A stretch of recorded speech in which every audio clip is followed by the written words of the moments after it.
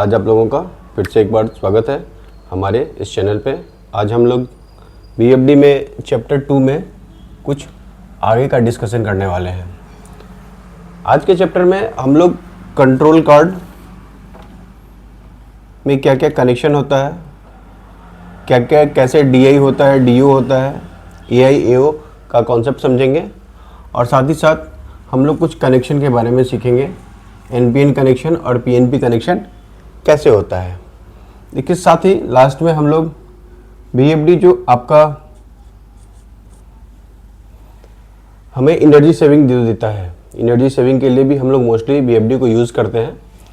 तो ये BFD energy saving कैसे कर पाता है, तो इसके बारे में भी आज थोड़ा सा एक डिस्कशन करेंगे। तो हम लोग शुरू करते हैं। मैंने यहाँ पे एक कंट्रोल कार्ड का एक छोटा सा ड्राइंग बनाया है। यहाँ पे आप देख सकते हो कि ये जो सेगमेंट है डिजिटल इनपुट का सेगमेंट है। ये जो सेगमेंट मैंने बनाया है ये रिले आउटपुट है और ये जो ऊपर वाला सेगमेंट है ये आपका एनालॉग इनपुट और एनालॉग आउटपुट है। ठीक है, तो सबसे पहले बात हम लोग डिजिटल की करेंगे, डिजिटल इनपुट की बात करेंगे।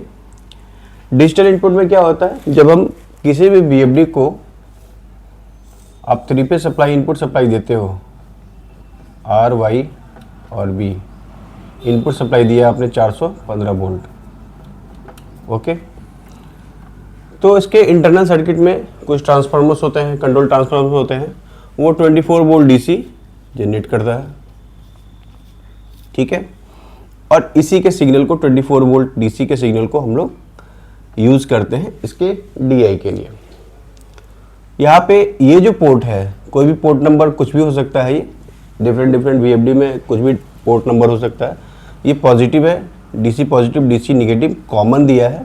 उसके बाद मैंने इनपुट्स का एक स्लॉट बनाया, input 1, input 2, input 3, input 4, input 5, input 6 digital input. Okay,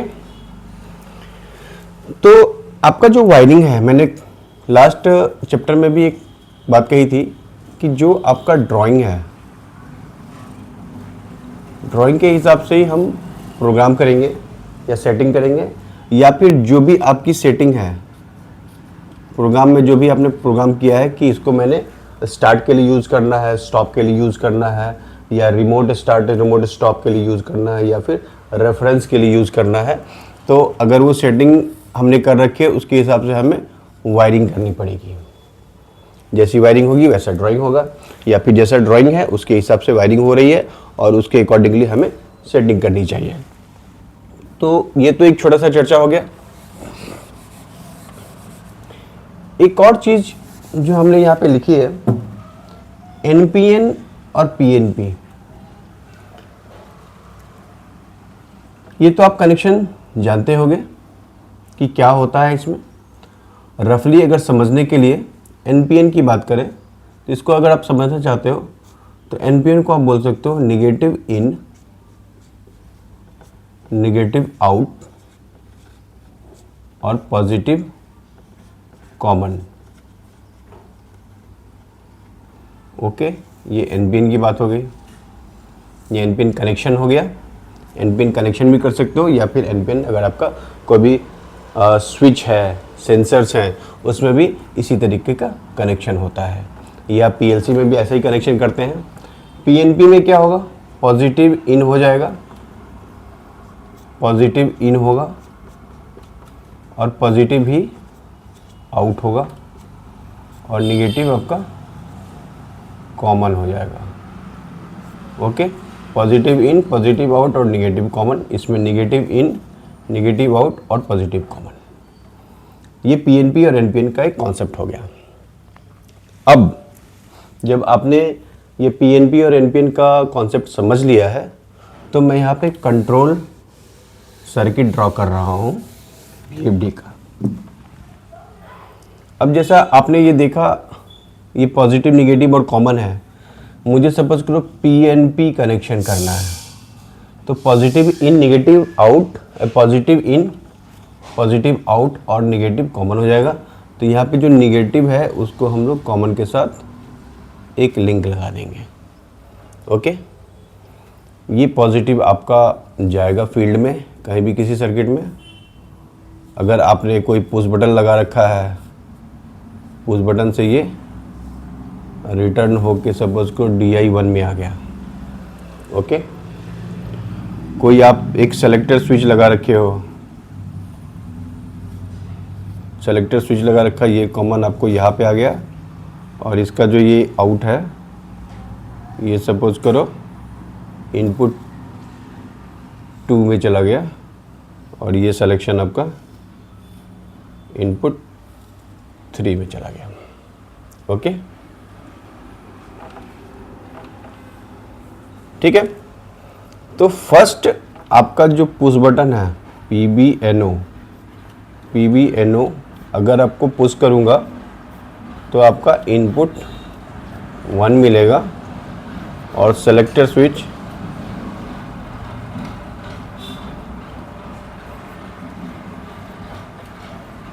switch के 1 कांटेक्ट में, पहले कांटेक्ट में आपका इनपुट 2 मिलेगा, दूसरे कांटेक्ट में,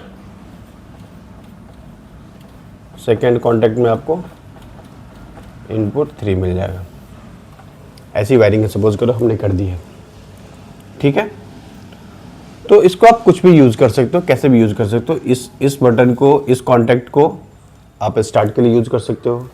इस कांटेक्ट को आप जो हमने सेलेक्टर स्विच के थ्रू दिया है, तो एक कांटेक्ट में सपोज करो एक सिलेक्शन होगा, दूसरे कांटेक्ट में दूसरा सिलेक्शन होगा। तो ये तो एक कंट्रोल वायरिंग आपने समझ लिया। PNP है तो positive in, positive out, negative common, negative को कॉमन कर दिया। अगर यहीं पे NPN होता, कनेक्शन करना है, अगर हमें NPN करना है तो क्या करते, negative in, negative out, positive common है तो ये जो पॉजिटिव है इसको हम कॉमन से कनेक्ट कर देते हैं। ओके, और निगेटिव ही इस सर्किट में कनेक्ट हो जाता, निगेटिव ही रिटर्न फिर इस सर्किट को मिलता, जो कि सोर्सिंग और सिंकिंग भी आप समझते हैं, सोर्सिंग एंड सिंकिंग, ठीक है। सही में ही NPN और PNP कनेक्शन में से एक सोर्सिंग होता है, एक सिंकिंग होता है। इसके बारे में भी हम लोग बात करेंगे कि उसको सोर्सिंग क्यों बोलते हैं, एक को सिंकिंग क्यों बोलते हैं। मतलब एक स्विच सोर्स की तरह काम करता है, मतलब वो पॉजिटिव दे रहा है, वो सोर्स की तरह काम कर रहा है, और सिंकिंग का मतलब वो पॉजिटिव ले रहा है। तो उसमें एक कॉन्सेप्ट है, इसको हम लोग कभी बाद में चर्चा करेंगे, ठीक है। तो ये एटलीस्ट आप लोगों ने एक कनेक्शन देख लिया यहाँ पे कंट्रोल सर्किट का। यहाँ पे एक रिले आउटपुट दिया हुआ है, रिले आउटपुट, रिले आउटपुट है, ये पोटेंशियल फ्री होता है।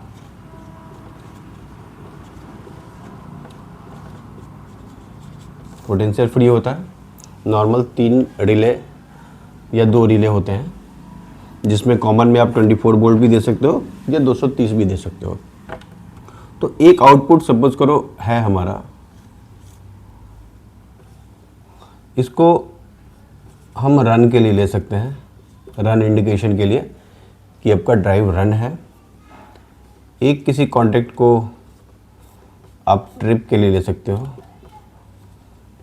एक किसी कॉन्टेक्ट को आप फीडबैक के लिए ले सकते हो या हेल्दी के लिए ले सकते हो। ओके, या कुछ भी और भी, अगर आपको कुछ कॉन्टेक्ट्स चाहिए, कोई कंडीशंस फॉलो करना है, कुछ कोई भी कॉम्परेटर लगा के किसी भी कंडीशन को आप एक इंडिकेशन दे सकते हो, बजर जब बजा सकते हो या कुछ कर सकते हो, तो उस कंडीशन में आप इन तीनों रिले आउटपुट को लाइन में ले सकते हैं। इस कंडीशन में ऐसा है, अगर आपके पास हार्डवायरिंग के थ्रू DCS से या PLC के साथ आपका कनेक्शन है हार्डवायरिंग के थ्रू, तो ये कॉन्टेक्ट आप उसको फीडबैक की तरह के लिए भी दे सकते हो कि ये रन है और ये ट्रिप का है, ये आप दे सकते हो। या फिर अगर आपका कम्युनिकेशन प्रोफिबस के थ्रू है, प्रोफीनेट के थ्रू है, तो वो प्रोफिबस और प्रोफीनेट के थ्रू ही वो आपका स्टेटस चला जाएगा DCS एंड में कि हमारा ड्राइव का क्या स्टेटस है। और इस कंडीशन में हम लोग इस आउटपुट को हम लोग जो BFD के पैनल के ऊपर जो डिस्प्ले लगे होते हैं, स्टार्ट, स्टॉप और ट्रिप के जो भी इंडिकेशंस होते हैं, उसमें हम इसको यूज़ कर सकते हैं। ओके, तो आज के लिए इतना ही, छोटा सा एक टॉपिक था कंट्रोल बोर्ड की, कंट्रोल कार्ड में क्या क्या कनेक्शन होते हैं, एनालॉग इनपुट और एनालॉग आउटपुट की बात हम लोग अगले चैप्टर में हम लोग चर्चा करेंगे। एक और चीज़ है, हम लोगों ने एक बात करी है कि VFD जो है आपका पावर सेविंग कैसे करता है। VFD अगर हमने लगा दिया तो हमें लगता है कि पावर सेविंग हो रही है, पावर सेविंग वो कैसे कर पाता है। तो कभी कभी होता है कि कभी क्वेश्चन भी पूछे जाते हैं कि VFD पावर सेविंग कैसे कर पाता है। अभी यहाँ पे मैंने एक चार्ट बना रखा है, V/F रेशियो जो आप जानते हो कि कांस्टेंट होता है 8.3 होता है। तो 10 फ्रीक्वेंसी पे, 20 फ्रीक्वेंसी पे, 30, 40 और 50 पे आपका वोल्टेज बढ़ता चला जाएगा, 83 से 415 तक जाएगा। एक मोटर सपोज करो 50 हर्ट्ज पे चल रही है, उसको हमने 40 हर्ट्ज तक कुछ हाफ एन आवर या 1 आवर हमने उसको चला दिया है, ठीक है। अब KW जो होता है आपका √3 VI cos phi divided by 100 हो गया, 1000। ये √3 VI cos phi हो गया, ओके। अब इस कंडीशन में जब ये 50 हर्ट्ज पे ये मोटर चल रही है तो इसका किलोवाट होना चाहिए √3, और V हमने लिया है 415, I मुझे पता नहीं है, और cos phi आप समझ रहे हैं कांस्टेंट है, और 1000 हो गया। ये एक इक्वेशन हो गया। अब 40 हर्ट्ज की फ्रीक्वेंसी पे है, 40 हर्ट्ज की फ्रीक्वेंसी पे आपका KW जो होगा, इसको मैं KW 40 लिख रहा हूँ, इसको KW सपोज करो 50 लिख रहा हूँ। KW 40 आपका हो जाएगा √3, और 40 पे आपका 332 वोल्टेज है, 332 I cos phi और 1000, तो ये हो गया, ठीक है। तो दोनों में सेविंग कितना हुआ, 50 हर्ट्ज पे और 40 हर्ट्ज पे। अगर KW 50 और KW 40 का अगर हम एक रेशियो निकालेंगे तो ये सारे कट जाएंगे, ये 415 और ये 332 बचेंगे।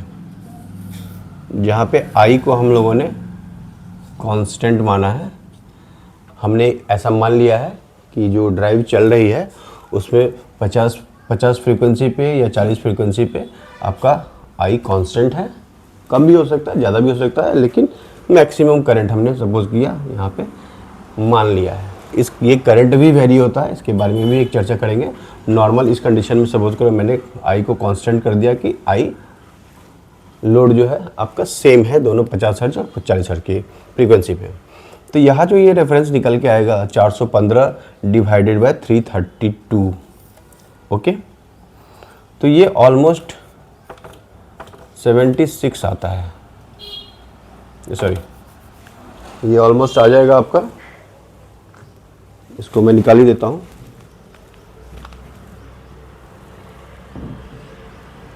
इसको मैंने निकाल दिया है, 415 डिवाइडेड बाय 332, ये 1.25 हो रहा है, 1.25, ओके। मतलब इन दोनों का रेशियो 1.25 है।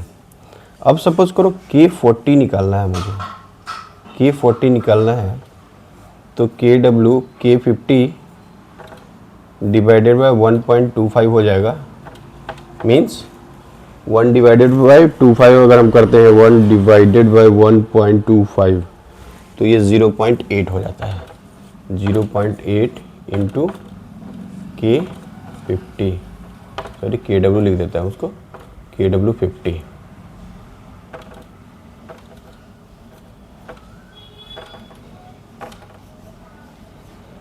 ठीक है। अब आप यहाँ पे एक देख रहे हो, प्रैक्टिकल एग्जांपल देख रहे हो कि जो 50 हर्ट्ज पे वो मोटर चल रही थी तो KW 50 का लोड था उस पर। अगर वो 40 हर्ज की फ्रीक्वेंसी पे चल रहा है तो 0.8 kW 50 हो गया, मीन्स इसका 80% हो गया। सपोज करो ये 100 किलोवाट है, 100 किलोवाट सपोज करो इसको ले रहा हूँ, 50 हर्ज की जो फ्रीक्वेंसी पे चलेगा तो 100 किलोवाट का लोड है। तो 40 हर्ज पे अगर ये चल रहा है तो 80 kW के लोड पे चलेगा। ओके, अब अगर ये मोटर 1 घंटे चल गई तो ये 100 kWh हो गया। ओके, और ये भी मोटर 1 घंटे चली है तो 80 kWh हो गया। तो 1 घंटे के ड्यूरेशन में हम लोगों ने 20 kWh पावर का सेविंग कर लिया।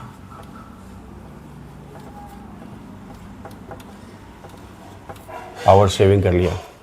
तो ये आप लोग को थोड़ा सा ब्रीफ डिस्कशन मिल गया होगा कि पावर कैसे हम लोग सेव कर पाते हैं जब हम VFD यूज़ करते हैं। तो बहुत ही सिंपल है, V/F कांस्टेंट होता है और एज पर द फ्रीक्वेंसी आपका वोल्टेज भी बढ़ता चला जाता है या घटता है। ओके, जैसे फ्रीक्वेंसी बढ़ेगी वोल्टेज बढ़ेगा। ठीक है, अब यहाँ पे तो हमने एक कंडीशन ले लिया कि आई को हमने कांस्टेंट मान लिया है कि दोनों कंडीशन में 50 हर्ट्ज की कंडीशन में और 40 हर्ट्ज की कंडीशन में दोनों केस में आपका करंट फिक्स हो गया सपोज करो। तो उस केस में हमारा 80% ही लोड जाएगा और 20% हमने लोड का सेविंग कर लिया, हमने केवल 10 फ्रीक्वेंसी डाउन किया उसे। तो ओके, लेकिन जो कैलकुलेशन होता है जब VFD को हम VFD में रन करते हैं किसी भी इक्विपमेंट को, तो आपका एज पर वोल्टेज क्या होता है, करंट भी कम होता है। ओके, करंट भी कम होता है। तो इसका एक इक्वेशन होता है,